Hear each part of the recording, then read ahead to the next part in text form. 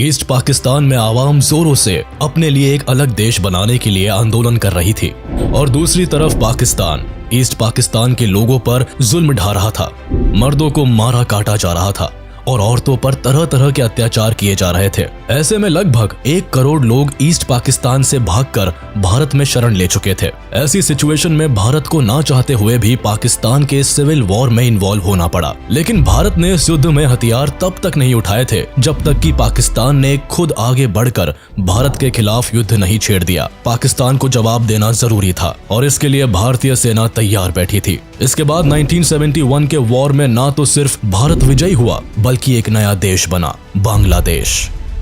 हालांकि इस युद्ध में सिर्फ बांग्लादेश का जन्म ही नहीं हुआ था बल्कि एक और सुखद घटना हुई थी जब यूएसएसआर भारत के खिलाफ खड़े यूएस और यूके के विरुद्ध भारत का साथ देने के लिए बे ऑफ बंगाल में अपने मिसाइल्स और न्यूक्लियर सबमरीन्स के साथ आ खड़े हुए। लेकिन सवाल यह है कि आखिर यूएसएसआर को आगे क्यों आना पड़ा? ऐसा क्या हुआ था कि यूएस ने पाकिस्तान का साथ देने के लिए भारत को बे ऑफ बंगाल में घेरना शुरू कर दिया था? और क्यों यूएस और यूके की एयरक्राफ्ट कैरियर्स पाकिस्तान को युद्ध में छोड़ भाग खड़ी हुई? 1971 एक ऐसा वक्त था जब आधी दुनिया भारत के खिलाफ खड़ी थी, भारत को घेरने की कोशिश कर रही थी। उस समय यूएसएसआर ही एक ऐसा देश था जिसने भारत के लिए दुनिया से दुश्मनी ले ली थी। भारत पाकिस्तान वॉर के बीच एक समय ऐसा आया जब चाइना, ब्रिटेन और अमेरिका एक साथ भारत के खिलाफ खड़े हो गए थे। अमेरिका ने भारत के खिलाफ अपना टास्क फोर्स 74, जिसे 7th फ्लीट भी कहा जाता था, को मैदान में उतार दिया था। ऐसे में रशिया ही एकमात्र ऐसा देश था जिसने न सिर्फ अमेरिका को इस युद्ध में शामिल होने से रोका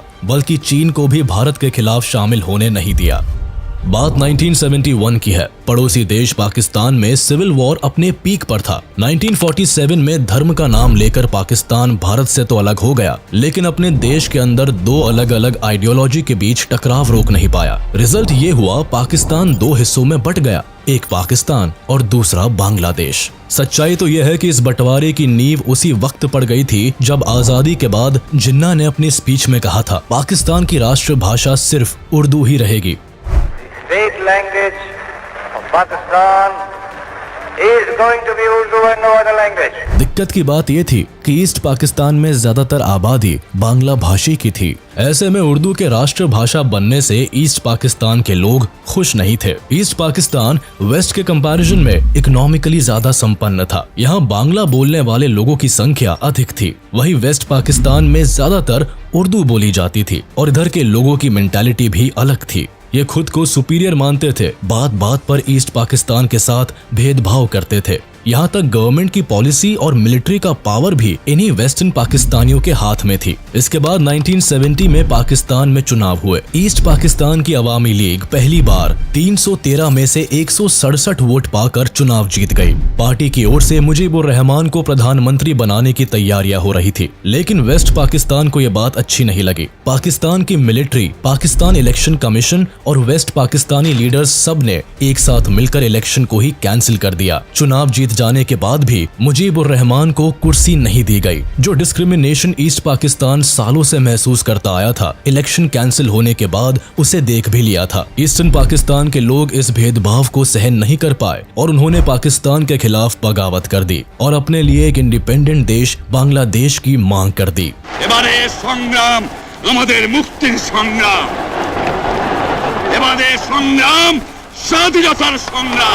फिर पाकिस्तान का जुल्म शुरू होता है। 30 लाख से ज्यादा लोगों का कत्लेआम हुआ, लाखों औरतों की आबरू लूटी गई। स्कूल, हॉस्पिटल, हर तरफ पाकिस्तान की सेना निर्दोषों पर लाठियां और गोलियां बरसा रही थी। लाखों की संख्या में लोग पाकिस्तान से भागकर भारत में प्रवेश करने लगे। भारत जिसके अभी बंटवारे के घाव भरे भी नहीं थे, लाखों की संख्या में आ रहे रेफ्यूजीज का बोझ कैसे झेल पाता? बॉर्डर के अंदर बढ़ते रेफ्यूजीज और उनकी सिचुएशन देखकर प्रधानमंत्री इंदिरा गांधी ने इस बात को इंटरनेशनल लेवल पर उठाने की कोशिश की। बार बार अपनी परेशानी समझाने के बाद भी अमेरिकन प्रेसिडेंट निक्सन भारत की मजबूरी समझने को तैयार नहीं हुए। Of vast proportions. I am haunted by the tormented faces in our overcrowded refugee camps, reflecting the grim events which have compelled the exodus of these millions from East Bengal. इधर पाकिस्तान के अंदर वायलेंस लगातार बढ़ता रहा। लेकिन Pakistan east Pakistan में होने वाले जुल्मों की जिम्मेदारी लेने की बजाय पूरी दुनिया से अपनी सच्चाई छुपाने पर लगा हुआ था। ईस्ट पाकिस्तान पर जुल्म ढाने के साथ साथ पाकिस्तानी आर्मी ने भारत के खिलाफ अटैक भी प्लान कर रखा था। इसी प्लान के हिसाब से 3 दिसंबर को पाकिस्तानी एयरफोर्स ने भारत के 11 एयरफील्ड्स पर बमबारी करी और इसके अलावा कश्मीर के कई आर्मी बेसिस में भी अटैक किए गए। लेकिन पाकिस्तानी आर्मी को जितने सक्सेस की उम्मीद थी उतनी नहीं मिली और ना ही इंडियन एयरफोर्स न्यूट्रलाइज हो सकी, बल्कि उल्टे भारतीय सैनिक और अधिक क्रोध से भर गए और पाकिस्तान को युद्ध का जवाब देने के लिए तैयार हो गए। जवाब में भारत ने भी अपनी तरफ से 4 दिसंबर को पाकिस्तान के खिलाफ वॉर डिक्लेयर कर दिया। अमेरिका जो पहले से ही पाकिस्तान की तरफदारी में था, वो नहीं चाहता था भारत पाकिस्तान के खिलाफ युद्ध लड़े। भारत ने नॉन अलाइनमेंट पॉलिसी को चुना जरूर था, लेकिन हमारे देश के रिश्ते यूएसएसआर के साथ हमेशा से अच्छे रहे थे। उधर दूसरी तरफ अफगानिस्तान और चीन ऑलरेडी यूएसएसआर के साथ आ चुका था और कम्युनिज्म को खुलकर सपोर्ट कर रहे थे। ऐसे में अमेरिका एशिया में कम्युनिज्म को कंटेन करने के लिए पाकिस्तान को अपना एलाय बना लेता है। पाकिस्तान अमेरिका के लिए कोल्ड वॉर में साउथ एशिया में हॉट सीट था, जिसे अमेरिका हर हाल में सपोर्ट करना चाहता था। लेकिन भारत के इरादे साफ थे। ईस्ट पाकिस्तान के साथ हुए अन्याय ने इंदिरा गांधी को अंदर से झकझोर कर रख दिया था और उन्होंने ईस्टर्न पाकिस्तान को फ्रीडम दिलाने का निर्णय ले लिया था।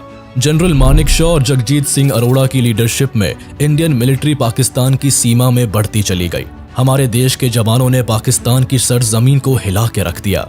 मन ही मन अब पाकिस्तानी आर्मी उस दिन को कोस रहे थे जब उन्होंने भारतीय शेरों से उलझने का सोचा था। पाकिस्तान का ये हाल देखकर अमेरिका बौखला चुका था। अमेरिका को अब लगने लगा था कि भारत कहीं वेस्ट पाकिस्तान को भी ना कैप्चर कर ले। इसीलिए वॉर के बीच भारत के सभी दुश्मन देश एक साथ मिलकर पाकिस्तान की मदद में आ गए। अमेरिका भारत पर दबाव बनाने की कोशिश करने लगा। अमेरिकन प्रेसिडेंट रिचर्ड निक्सन ने इंडियन एम्बेसडर LK झा को बुलाकर अपने तरफ करने की कोशिश की और साथ भारत यूएसए के अच्छे संबंधों की आगे बढ़ाने की बात की। लेकिन इन बातों से यूएसए का मतलब साफ था कि अगर पाकिस्तान भारत का युद्ध हुआ तो यूएस भारत के साथ खड़ा नहीं होगा। निक्सन ने यह भी कहा था कि अगर यूएसएसआर के साथ भारत की ट्रीटी है तो अमेरिका भी पाकिस्तान के साथ जुड़ा हुआ है। दरअसल पाकिस्तान अमेरिका के सेंटो एंड सिएटो ट्रीटी के तहत जुड़ा हुआ था। एक तरफ भारत की मिलिट्री पाकिस्तान के खिलाफ कार्रवाई कर रही थी, उसी समय भारत की प्रधानमंत्री इंदिरा गांधी रामलीला मैदान में एक बहुत बड़ी जनसभा में भाषण दे रही थी। उन्होंने खुलेआम कहा कि कुछ बाहरी ताकतें हमारे देश को धमकाने का काम कर रही है, लेकिन हम डरने वालों में से नहीं है। उनका मुंह तोड़ जवाब दिया जाएगा। हम आज सारी दुनिया में जो दबे हैं, सारी दुनिया में जो वर्षों से, आज के नहीं, जो सदियों से दबाए गए हैं, चाहे वो अपने दबाएपन को न पहचान सके, वो अपनी गुलामी को नहीं पहचान सके, लेकिन हम पहचानते हैं और हम जानते हैं कि उससे आज हम नहीं लड़ेंगे तो यही धक्का हमको लगेगा।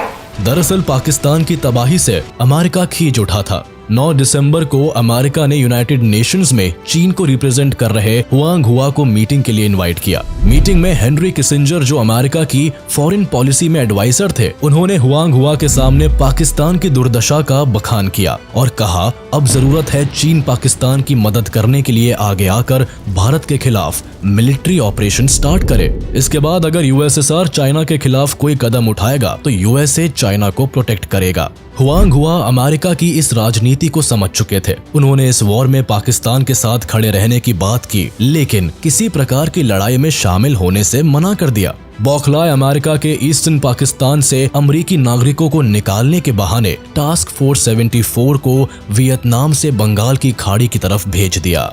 USS एंटरप्राइज उन दिनों विश्व का सबसे बड़ा एयरक्राफ्ट कैरियर था। इस एयरक्राफ्ट में 70 फाइटर जेट्स और बॉम्बर्स थे। इसके अलावा इसके साथ guided missile cruiser USS king, guided missile destroyers USS Decatur, Parsons and tartar Sam और असॉल्ट शिप USS ट्राइपोली भी थे।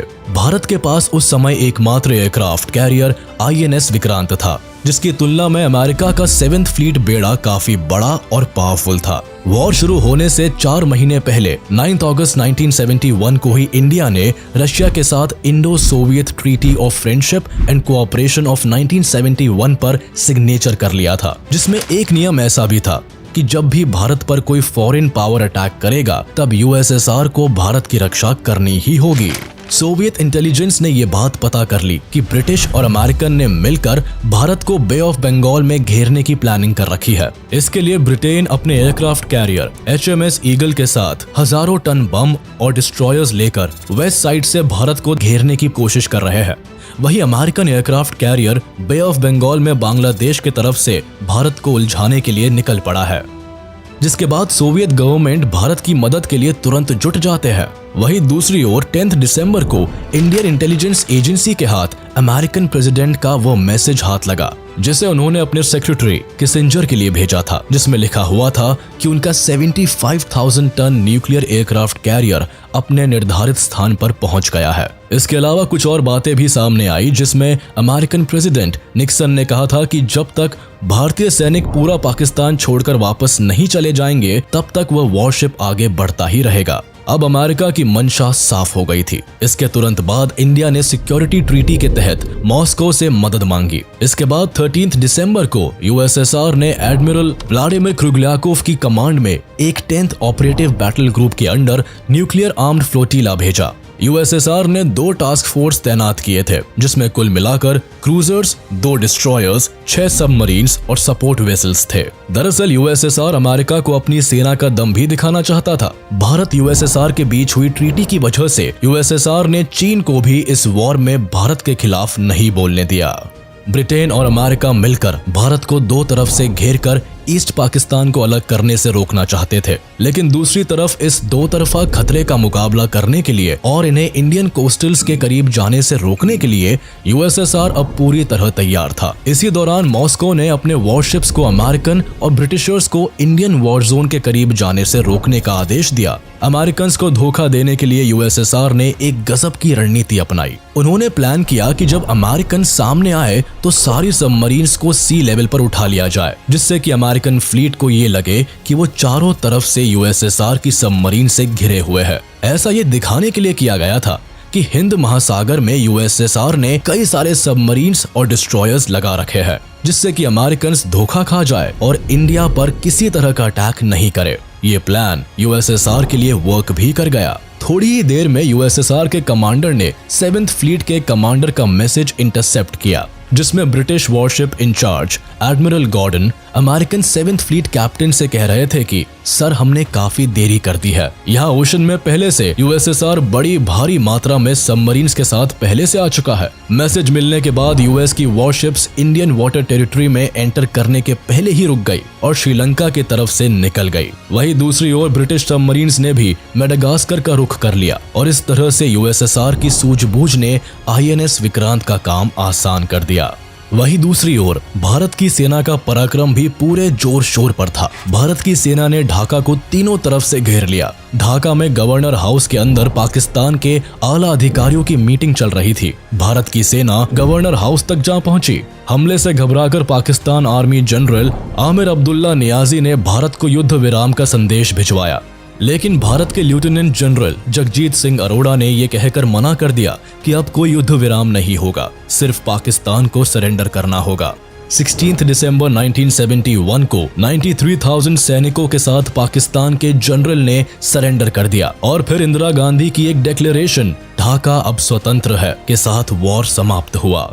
लेकिन एक सवाल हर इंडियन के मन में जरूर उठता है कि आखिर अमेरिका ने भारत के खिलाफ अपना टास्क फोर्स क्यों उतार दिया था। दरअसल इंडिया की USSR से बढ़ती हुई नजदीकियां अमेरिका को खल रही थी। ये वो दौर था जब USSR अपने पांव बड़े कर रहा था और ये बात सुपर पावर अमेरिका को बिल्कुल भी अच्छी नहीं लग रही थी। भारत पाकिस्तान वॉर में एक तरफ जहां अमेरिका, चाइना और ब्रिटेन पाकिस्तान की मदद कर रहे थे, वहीं USSR भारत के लिए एकमात्र सहारा बना हुआ था। अमेरिका के भारत पर खफा होने की एक वजह अमेरिकन प्रेसिडेंट निक्सन की रेसिस्ट सोच भी थी। अमेरिका को इस बात का भी डर था कि अगर पाकिस्तान में भारत जीत गया तो एशिया में USSR का विस्तार और अधिक बढ़ जाएगा।